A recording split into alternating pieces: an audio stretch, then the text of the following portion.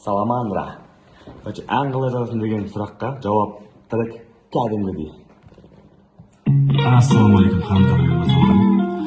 Енді міне көбі сұрап жатады, әндерді қалай жазасың, аспаннан келе ме деп. Мен қазір сіздерге осындай бір әннің жазылу способын ән ретінде айтып берейін, әндетіп беремін. Қазір ән шығарып отырып, қалай шығарылатынын туралы жазып берейін. Кәдімгідей ән шығарудың формуласы. Әннің басын тыңда, басында әннің басы туралы айтылады, шатастың ба көздеген мақсатында әртүрлі әңгімелермен жету тақырыптың ең бастысына. Бірақ әлі оған дейін жазып бітіру керек шумақты, жазылып тұр осы жерге шейін, осымен шумақ толды, енді бридж болады одан кейін.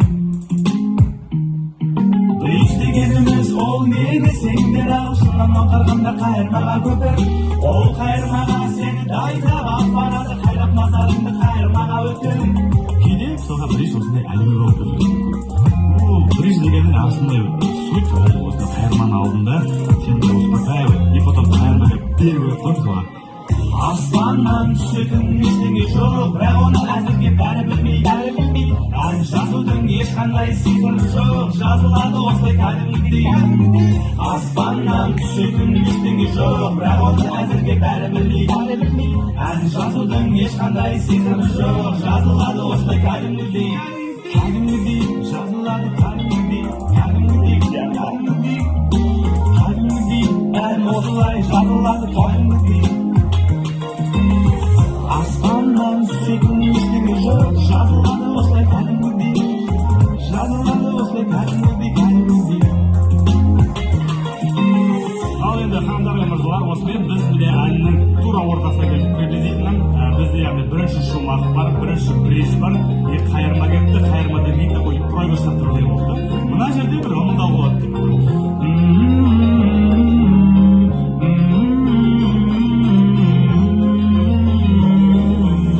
Сағынышым сенгісіз, шала жабыт жыртыры, қайда қашан белгісіз сен келерсің.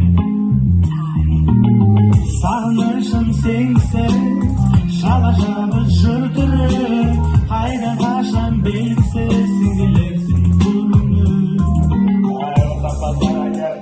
Это у нас отошли от темы, что вспомнили старую песню, не просто задали вот это.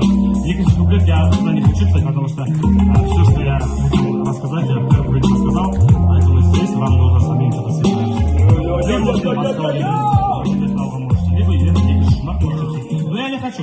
Сағынышым сенгісіз, шала жабыт жыртыры.